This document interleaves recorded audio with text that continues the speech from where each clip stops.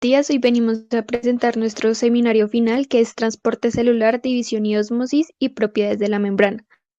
Nuestro grupo está compuesto por María Alejandra Guerra Alegrías y quien les habla, Carol Tatiana Díaz Zúñiga. Primero tenemos el transporte celular, difusión y ósmosis. Sus objetivos son cinco. Primero es evaluar y comprender los conceptos de difusión y ósmosis. Segundo, entender la importancia de la difusión y la ósmosis y su importancia para las células. Tercero, identificar los factores que afectan la velocidad de la difusión. Cuarto, identificar el efecto de las soluciones hipotónicas, hipertónicas e isotónicas sobre la célula. Y quinto, explicar las diferencias en la osmolaridad de los tejidos. También tenemos otros objetivos para las propiedades de las membranas celulares.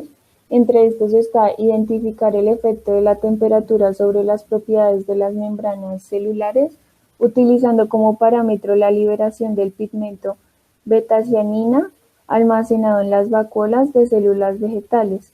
También está evaluar los cambios en la función de una membrana provocado por cambios de temperatura, y otro tipo de funciones. También está observar e identificar cambios en la membrana de células de remolacha cuando se someten a diferentes temperaturas, y también está explicar los cambios ocasionados en las membranas cuando ésta varía la temperatura. Bueno, ahorita vamos a hablar de qué es la difusión. Entonces, este es el movimiento de las moléculas de un área de alta concentración a una con una concentración más baja. Este movimiento se produce en cualquier estado de la materia, pero se observa con mayor facilidad en el caso de los líquidos. La tendencia que tiene este movimiento es hacia la formación de una mezcla uniforme de dos tipos de moléculas.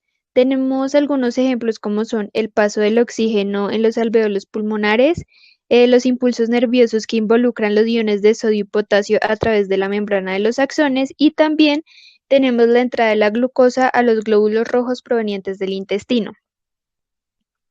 Bueno, ahora vamos a hablar de la diálisis. ¿Qué es? Este es un método utilizado para separar las moléculas de diferentes tamaños presentes en una disolución.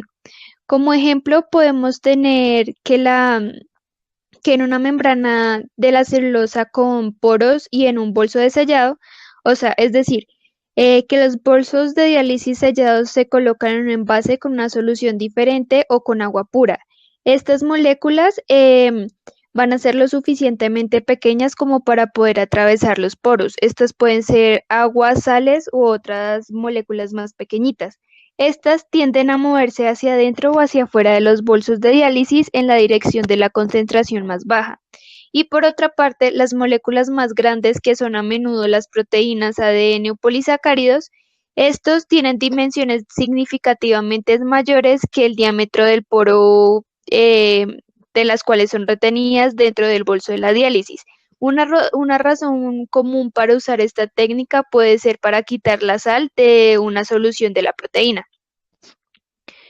Bueno, por otro lado tenemos la ósmosis. Entonces vamos a hablar qué es la ósmosis. Esta es un tipo especial de transporte pasivo en el cual solo las moléculas de agua son transportadas a través de la membrana.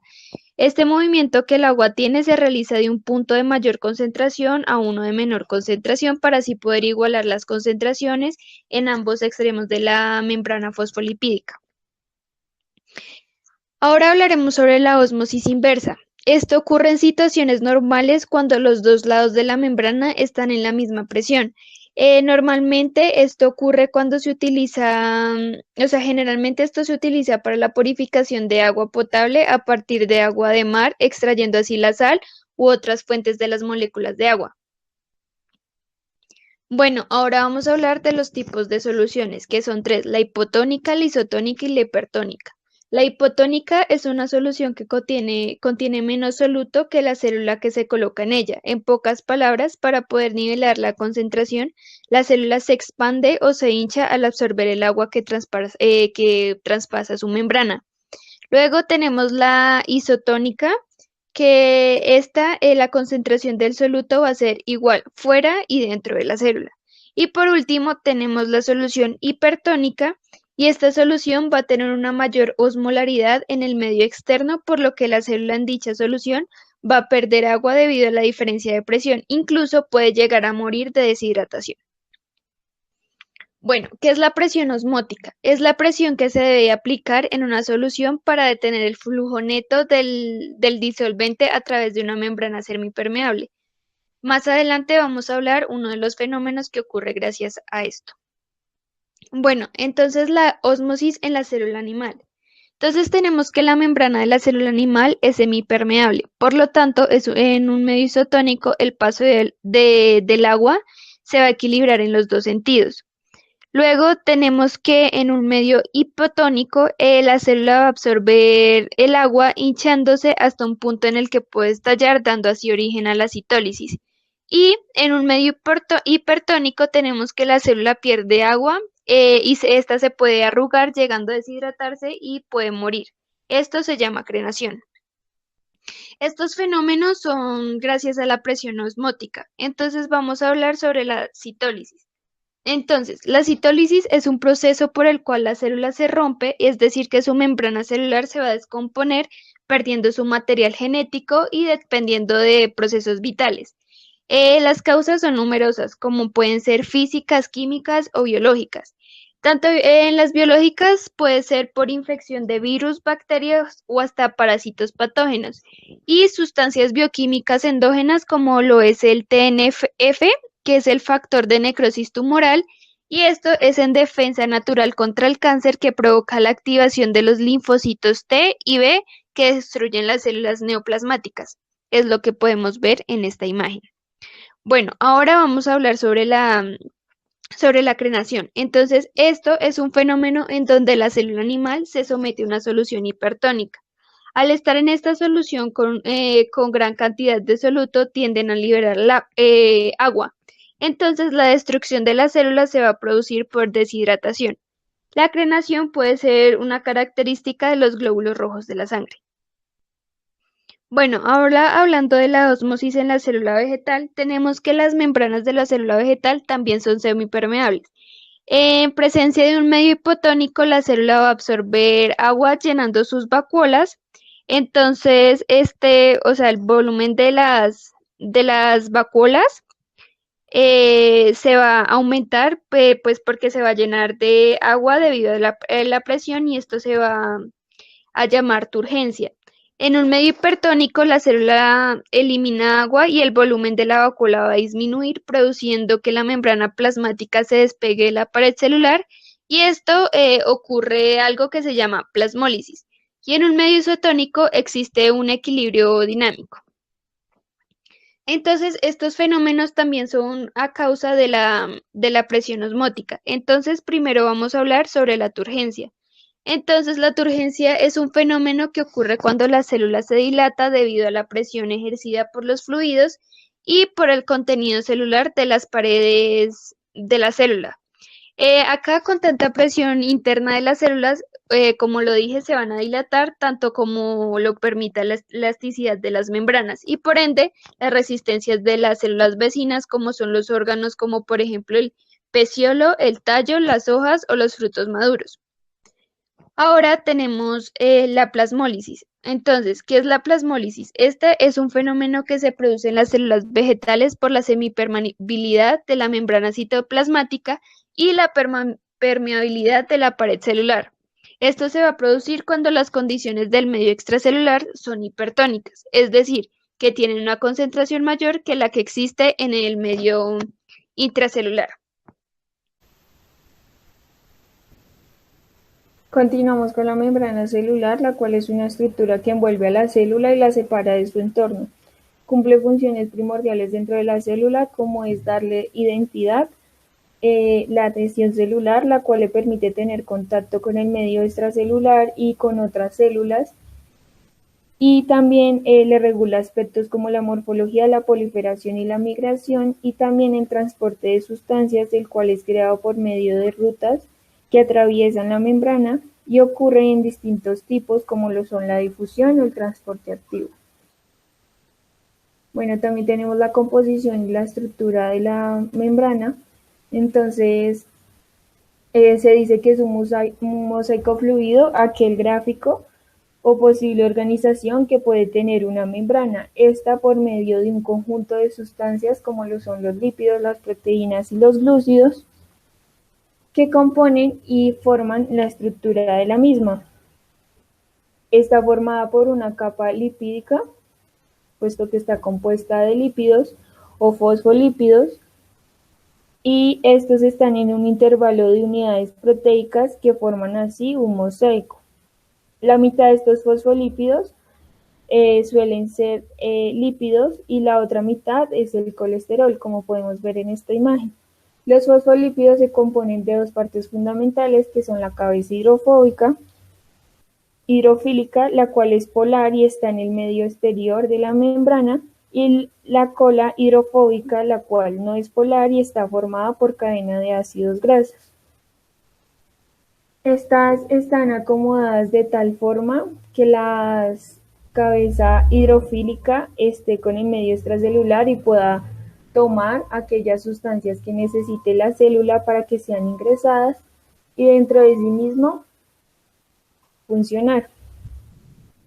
Los glúcidos están por fuera de la membrana, como se puede ver acá.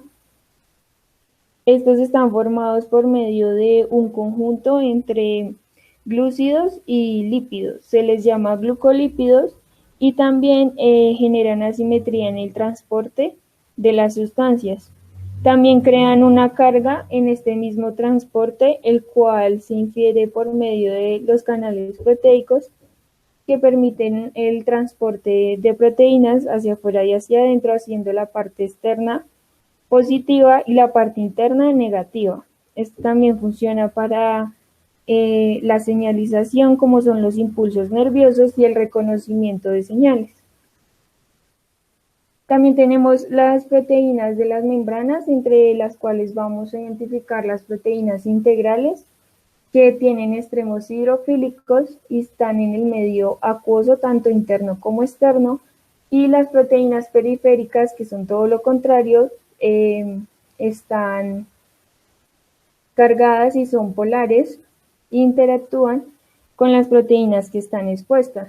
Como podemos ver acá, las proteínas integrales cruzan toda la membrana celular y las proteínas periféricas están abajo de las proteínas integrales. También tenemos la membrana plasmática, la cual cumple funciones como limitar la célula, puesto que esta le permite separar el citoplasma y los orgánulos que la rodean y seleccionar el intercambio de sustancias. También tenemos que ayuda a los gradientes electroquímicos por medio de las cadenas de transporte, y las proteínas relacionadas también ayuda al intercambio de señales por medio de impulsos o la señalización celular.